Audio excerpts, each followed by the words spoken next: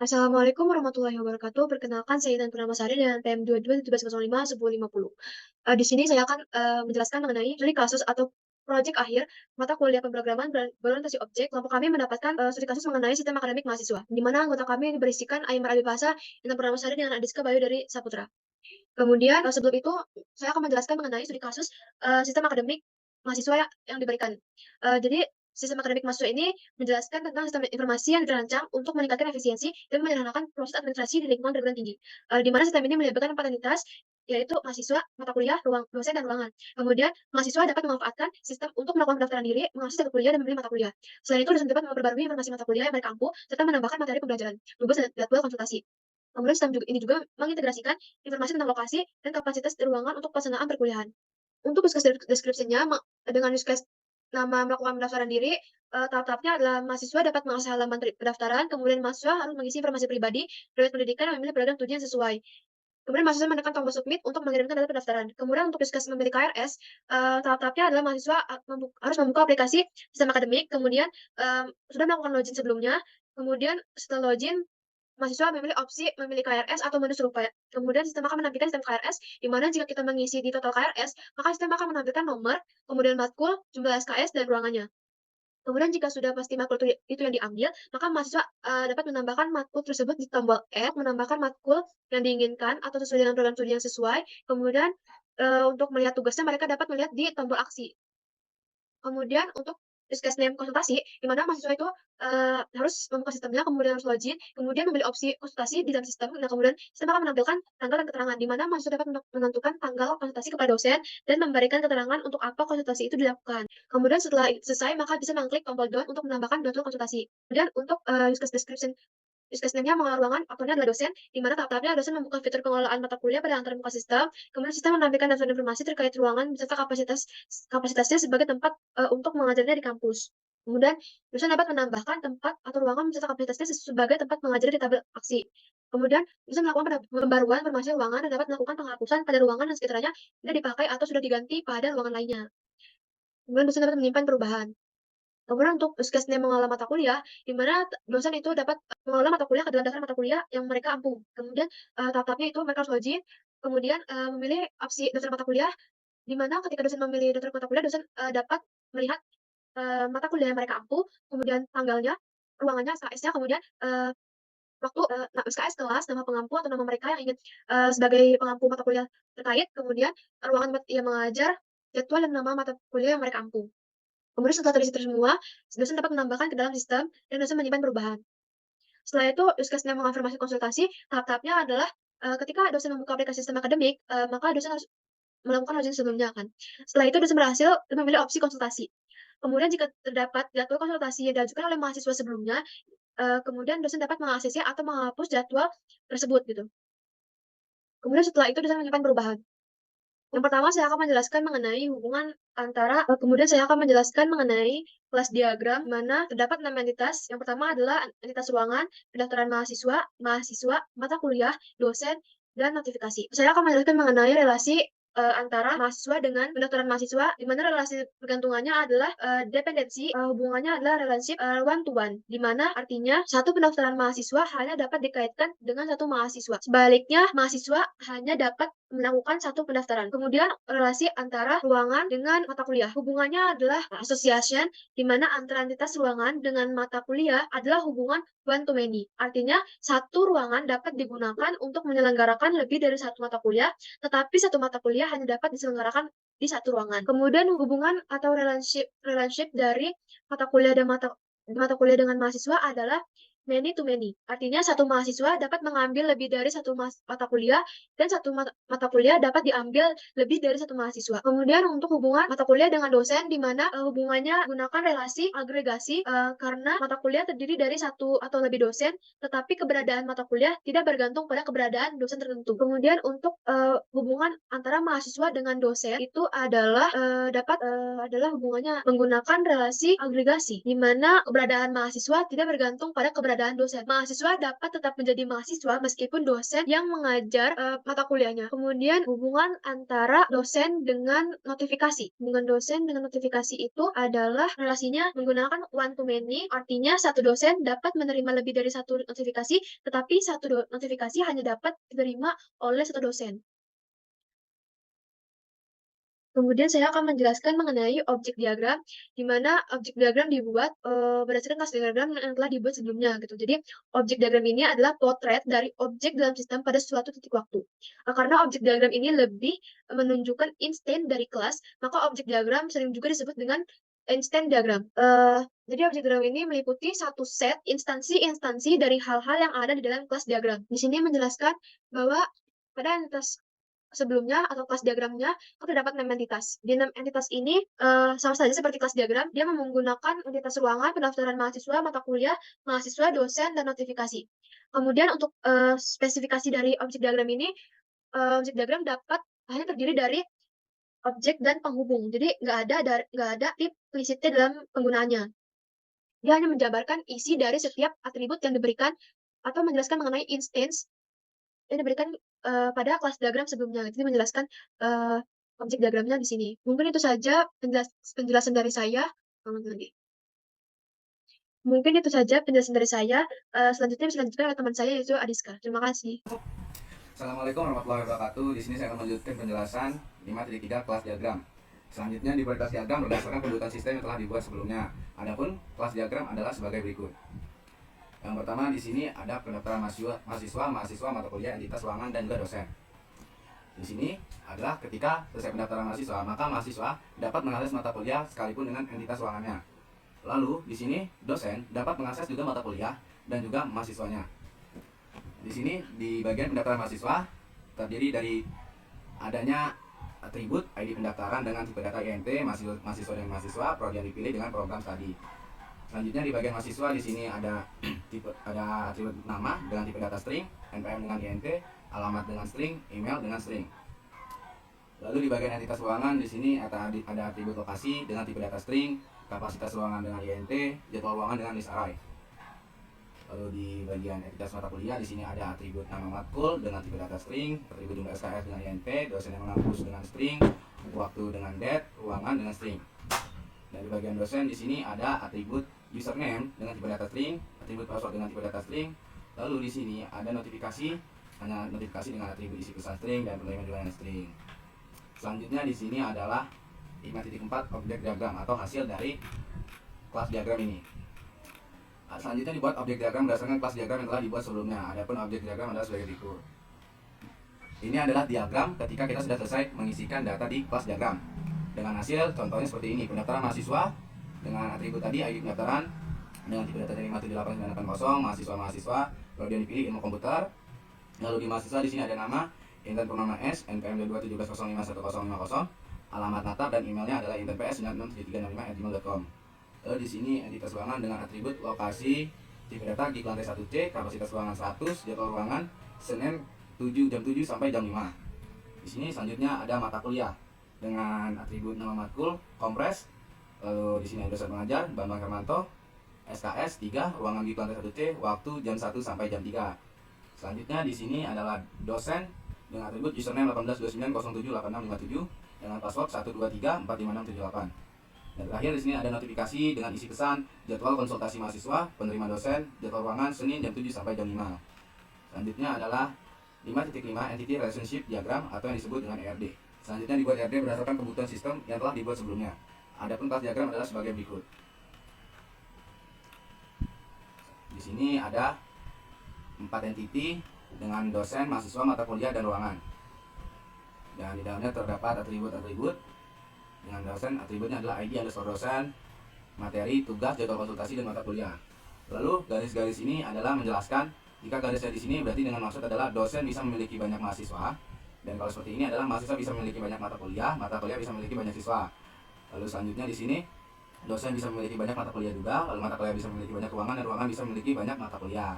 Terkecuali dosen tidak dapat memiliki banyak ruangan dalam arti tidak bisa mengajar dalam beberapa ruangan sekaligus dalam waktu yang sama. Di sini ada mahasiswa dengan entitas mahasiswa dengan atribut ID underscore mahasiswa, data underscore diri, program underscore study, jadwal underscore kuliah. Lalu di sini ada entitas mata kuliah dengan atribut ID underscore MK atau mata kuliah, deskripsi underscore MK, SKS, jadwal underscore perkuliahan, ID underscore mahasiswa, dan terakhir adalah entitas ruangan dengan atribut ID underscore ruangan, lokasi, dan kapasitas ruangan.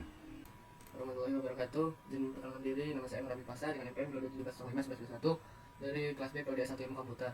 Nah, di sini saya akan menjelaskan hasil codingan dari proyek akhir PBO, yaitu membuat sistem informasi mahasiswa. Di sini saya kasih nama proyeknya Siakat ya. Di sini lalu ada konsultasi, ada KRS, ada matkul, ada ruangan, ada package Siakat yang ini, ada package user. Nah, mungkin kita dari Siakatnya dulu kita jelaskan ya. Di sini akan memanggil public class Siakat external application. Lalu dia akan memunculkan yang pertama itu login manager atau login screen, lalu state set scene. Dimana yang akan dimunculkan ini ya scene login. Dimana isi scene login manager itu adalah public void login screen. Dia pertama fxml loader, lalu new fxml loader, login fxml, memanggil fxml nya yang sudah saya buat di scene builder seperti ini. Dia akan memunculkan ini sistem informasi akademik, username, password. Di sini ada button-buttonnya. Lalu bila sudah, dia akan membaca input masukan dari user. Apabila dia memasukkan ID admin equal user get role, maka yang dimunculkan adalah frame admin view fxml, dia larinya ke admin view. Kalau mahasiswa view, dia larinya ke mahasiswa view fxml. Dimana seperti ini tampilan admin view. Ada kalau ruangan, daftar mata kuliah, dan kalau konsultasi. Lalu mahasiswa di sini ada KRS mata kuliah, konsultasi, dan logout. Lalu apabila dia belum mendaftar sama sekali, dia akan muncul seperti ini: daftar, nama, alamat, jurusan, angkatan. Oke. Ini tampilan admin view controllernya. Tampilan XML-nya ada button matkul, button logout, ruangan, dan konsultasi. Lalu mahasiswa di sini button-buttonnya.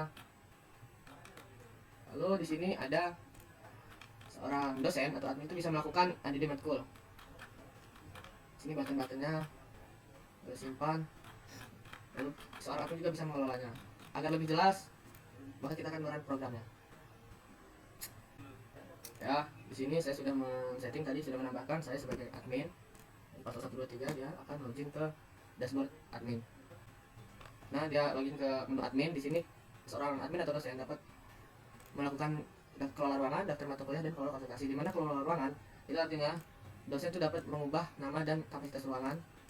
Setelah ini kita ubah kapasitasnya menjadi 100, di lantai 1 yang menjadi 70, kita simpan, maka dia kapasitasnya menjadi 100. Di sini ada 4 ruangan ya, di lantai 1C, di lantai T, di lantai 2, sama di lantai 1A.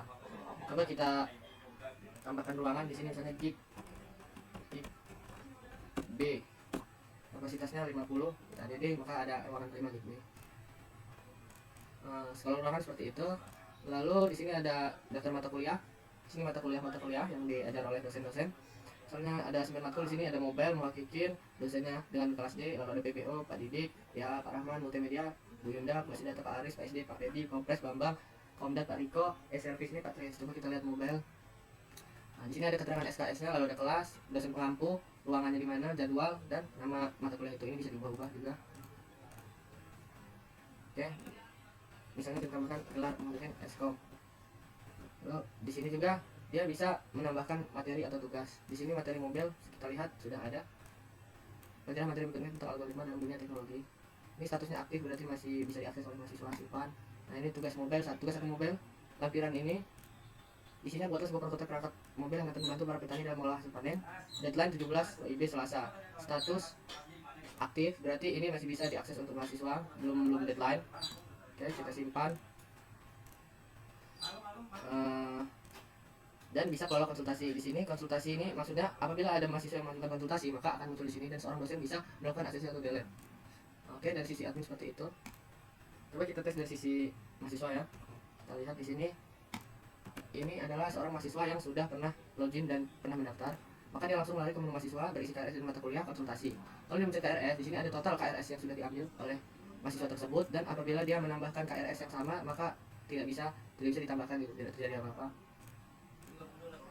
Jadi di sini dia bisa melihat, misal dia ada matkul di AA, SAS 3, ruangan di lantai 1, dia bisa lihat. Di sini matkul itu sudah ada materi, desain dan menulis algoritma, lalu status aktif, dan ini ada link materi tersebut. Lalu di next, Ternyata ada tugas satu juga dari matkul DH ini, yaitu rangkuman materi yang sudah diberikan pada saat awal pertemuan dalam bentuk PDF. Deadline-nya Senin 18/12/2023, statusnya masih aktif. Sudah, berarti dia hanya 2 ini saja. Dia juga bisa melihat matkul lain seperti Mulmed, contohnya Mulmed ini ada materi, lalu ada tugas juga, dan bisa Mobile juga ada materi, ada tugas, lalu PBO ada materi. Nah, ini contoh tugas yang sudah lewat masa tenggatnya karena Jumat tanggal 15/12 itu overdue, masih sudah tidak bisa lagi mengirim tugas di sini. Jadi kita menghapus satu SKS ya, kita coba ADD ini, kita hapus SRPs, maka confirm dulu, maka SKS yang tadi 23 menjadi 21, lalu kita ADD kembali matkul SRPs, ADD, maka SRPs kembali di ADD dan total SKS menjadi 23. Oke, confirm. Di sini ada menu konsultasi, jadi bisa menentukan tanggal dan keterangan konsultasi tersebut. Misal saya mau konsultasi di tanggal 21, keterangannya adalah validasi KRS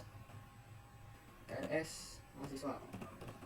Kita create, positif itu sudah masuk ke database admin. Lalu kita lihat di admin, kalau konsultasi di sini ada seorang validasi KRS mahasiswa. Ini namanya kosong karena apa? Karena di database tadi dia hanya memasukkan username dan password saja, tidak beserta data diri lengkap. Nanti saya contohkan buat yang ada namanya dan keterangannya segala macam. Ini kita lihat dulu. Oke, logout, kita masuk ke ini, misalnya kita baru membuat akun. Kita cek login, maka dia akan langsung ke menu daftar ini, memasukkan nama dulu. Intan Purnama S, alamat misalnya pemilih. Kalau misalnya Natar, jurusan yang diambil Ilkom dan angkatan 2022. Daftar. Nah, di sini sebelumnya sudah saya tambahkan Intan ini SKS-nya. Dan dia ada 15. Apabila kita delete sampai 0. Dia makanya SKS-nya 0. Lalu ini kita ambil SKS manual seperti biasa. Mobile, lalu ada PBO, lalu ada DA. Ini dia. Misalnya segini, kita confirm. Oke, dia sudah mengambil KRS ya. Oke, berarti apabila kita run kembali,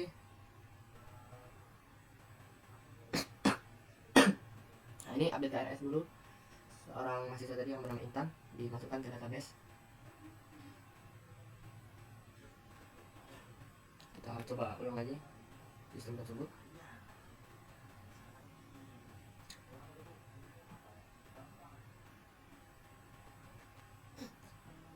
Kita coba login memakai nama Intan.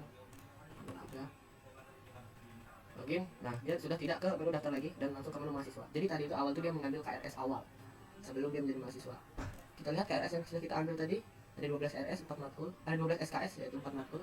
Dan bisa dilihat juga di sini apabila mobile sudah ada materi, lalu sudah ada tugas 1, lalu di sini PBO sudah ada materi 1 dan ada tugas 1 yang udah overdue yang seperti tadi. Dan dia bisa menambahkan SKS sampai penuh seperti yang lainnya. Lalu basis data PSD dia tambahkan sampai 23 SKS. Lalu Komdat dan yang terakhir SRPs. Oke, di sini sudah 9. Dan bisa kita lihat tuh di sini materi 1, PBO, 21 segala macam. Coba kita ajukan tanggal konsultasi seperti tadi. Mengurus masalah UAS semester ganjil misal. Create. Ini sudah langsung ke database admin atau dosen. Sini kita contohkan tadi kenapa keterangannya 0, karena si Adiska itu tidak saya beri biodata sebelumnya pada saat mendaftar. Oke, Aymar, ini kita login sebagai dosen. Kalau konsultasi, maka di sini ada Intan Purnamasari. Intan Purnama S, keterangannya mengurus UAS semester ganjil. Gitu. Statusnya waiting. Sudah kita ACC sudah, lanjut langsung kita delete. Dan misal kita mau menambahkan materi di salah satu matkul ya. Di sini kita lihat mobile. Kita lihat materi mobile itu cuma 1 dan tugas 1. Berarti kita tambahkan dulu materi mobile ini, judulnya materi 2 mobile. Oke, isinya adalah misalnya kita tulis materi ini menjelaskan tentang apa itu perangkat mobile misal. Tadi deh. Materi 2 mobile sudah ada. Oke, kita simpan di sini. Oke, kita keluar, kita dari sisi mahasiswa kembali. Dari sisi mahasiswa Intan, kita coba yang Intan dulu. Tadi mobile ini cuma hanya ada satu materi, satu tugas. Sedangkan sekarang sudah ada materi 2 mobile. Materi ini tentang apa itu perangkat mobile. Begitu pula di Adiska, maka materi ini akan muncul. Adiska apa mobile, maka materi 1 tugas 1 dan materi 2. Gitulah. Lalu kita coba untuk menghapus materi yang atau tugas yang sudah lewat ya. Daftar ulangan, kuliah ini PBO. Sepertinya konten tugas 1 PBO ini sudah overdue, maka tugas ini bisa kita delete. Tugas 1 PBO kita delete. Nah ini lalu kita simpan.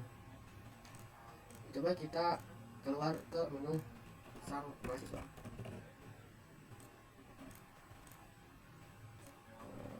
Maka tugas 1 yang sudah upload tadi sudah hilang, tidak ada, hanya materi 1. Oke, segitu saja yang bisa saya sampaikan. Lebih kurangnya mohon maaf. Wassalamualaikum warahmatullahi wabarakatuh.